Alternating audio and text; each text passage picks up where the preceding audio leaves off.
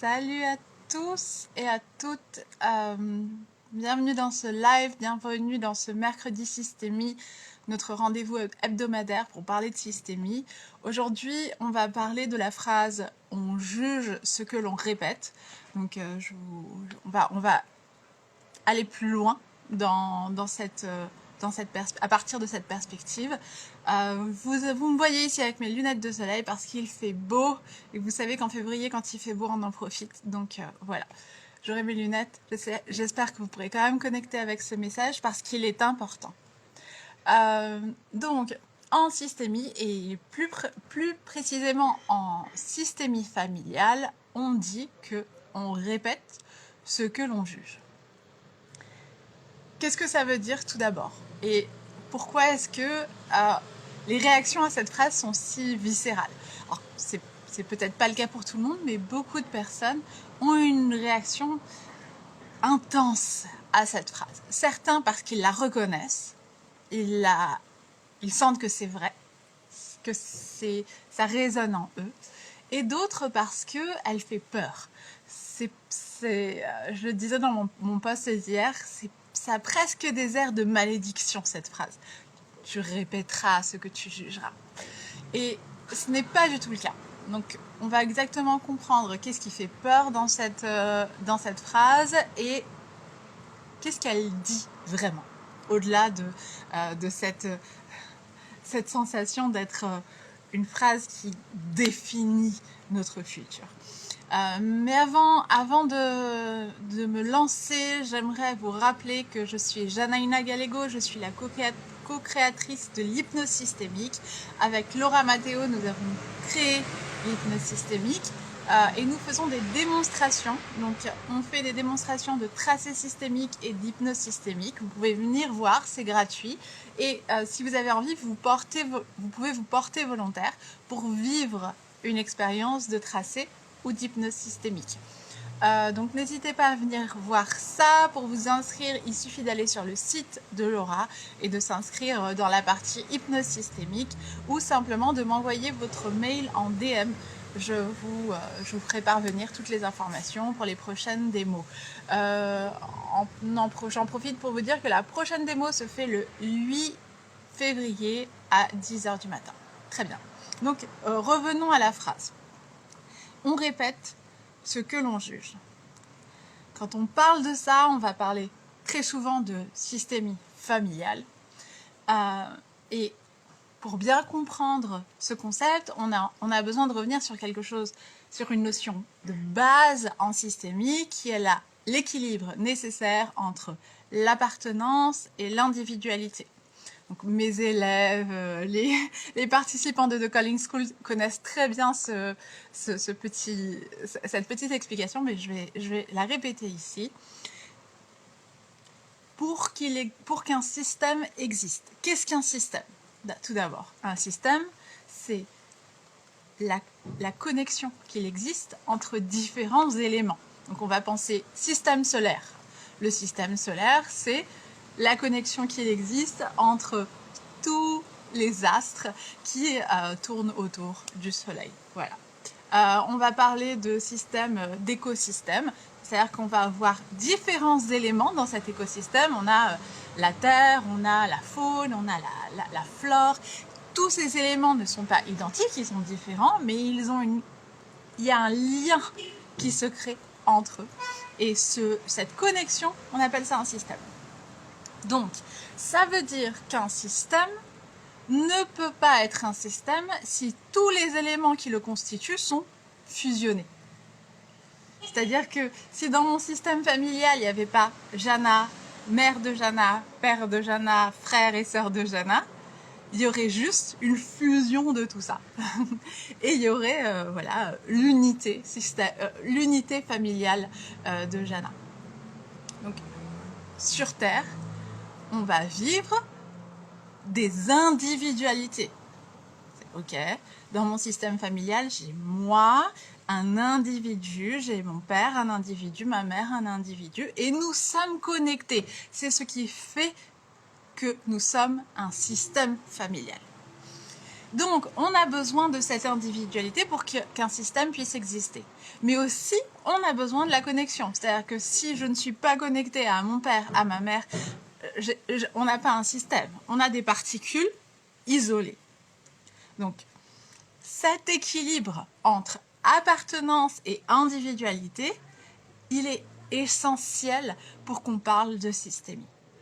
Et ce qui peut se passer très souvent, surtout en systémie familiale, ça va être vraiment ce déséquilibre qui peut se faire quand on va trop vers la fusion ou quand on va trop vers l'isolement. C'est-à-dire que, par exemple, je peux me voir dans le destin de ma mère, je peux vouloir porter son destin avec elle, par exemple, parce que j'ai l'impression que c'est un destin qui est beaucoup trop lourd pour elle, ou voilà, pour différentes raisons, je peux vouloir me fusionner à son destin ou porter son destin avec elle, et dans ce sens-là, je vais dans la fusion. Je lâche mon individualité et on a un déséquilibre qui se fait.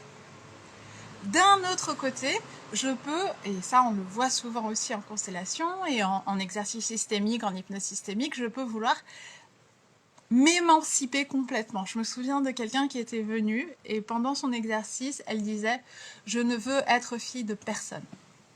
Ça arrive quand on a l'impression que c'est trop lourd à porter ce qui existe dans notre système, ou quand on a justement une tendance à se fusionner avec les autres, avec le destin des autres, et bien entendu, le destin des autres est toujours trop lourd pour nous, on peut avoir envie de contraire de se couper de ce système.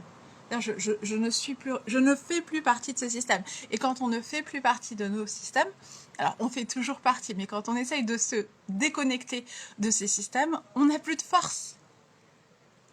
On devient une particule lâchée dans le monde.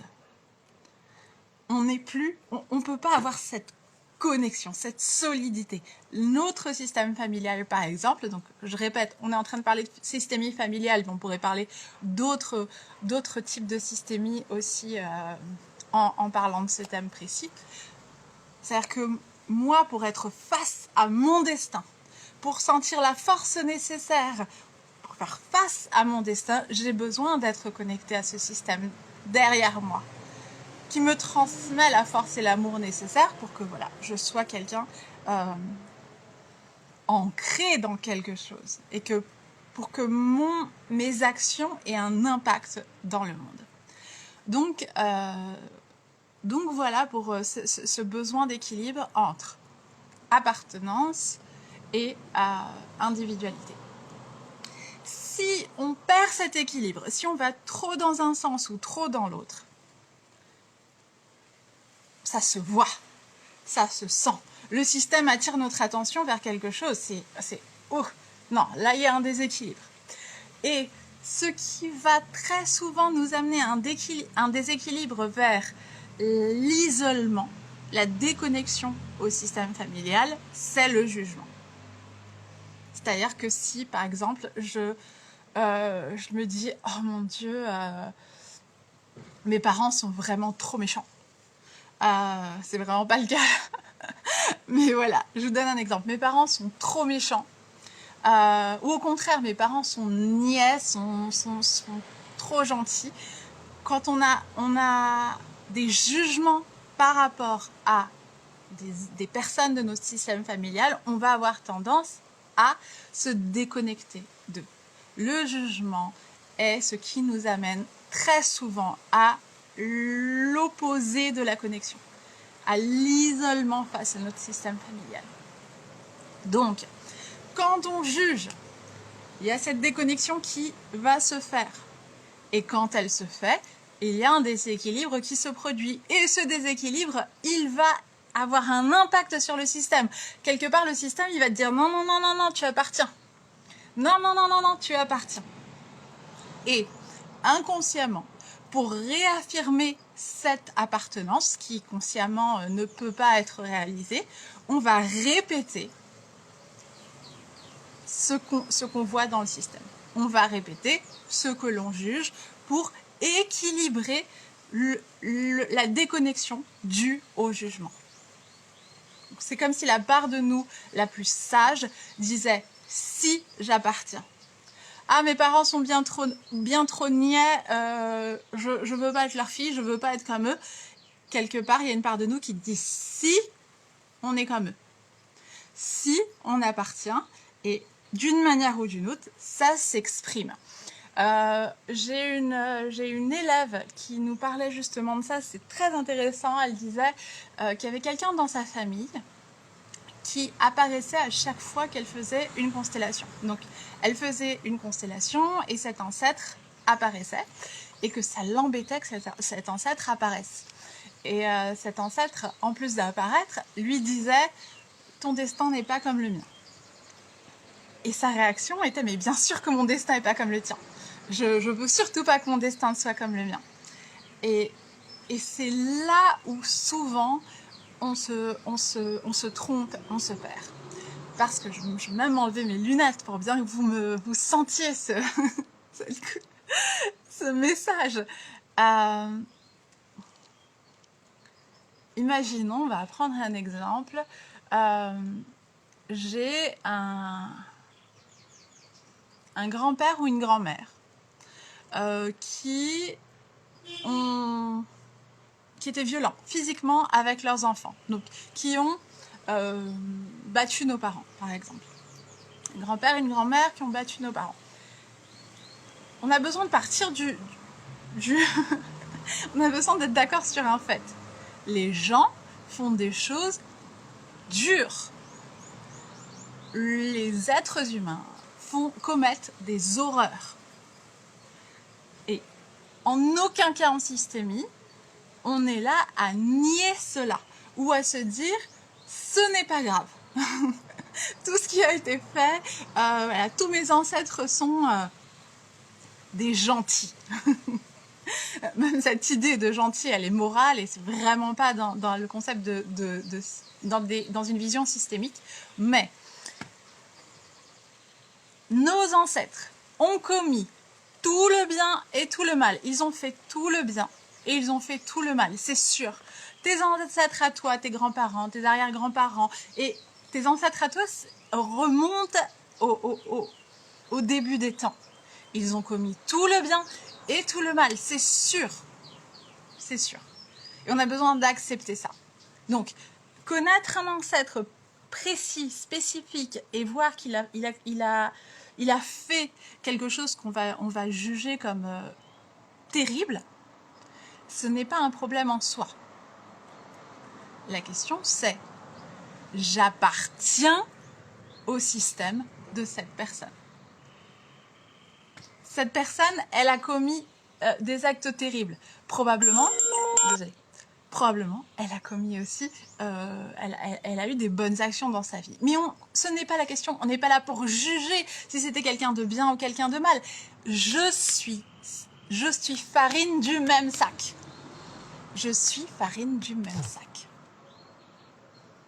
Mes ancêtres ont commis tout le bien et tout le mal et je suis farine du même sac. Est-ce que ça veut dire que je suis la même personne? Non. Est-ce que ça veut dire que je vais répéter la même chose? À peine si je nie l'appartenance de cette personne. Si je nie que cette personne est comme moi et que ma génétique vient aussi de tous ces ancêtres qui ont commis et qui ont fait tout le bien et tout le mal. C'est vraiment fondamental. Donc, dans un cas spécifique, dans le cas dont je vous parlais, mes grands-parents ont battu leurs enfants. Donc je me dis, je ne serai jamais comme ça. Je ne serai jamais comme ça, c'est terrible. Moi, je vais agir d'une autre manière. Ce qui peut se passer, c'est que peut-être on ne battra pas nos enfants. Et sûrement pas, et j'espère que non. Mais il y aura inconsciemment quelque chose d'autre que l'on peut répéter dans leur destin. Peut-être qu'ils ont vécu beaucoup de pauvreté.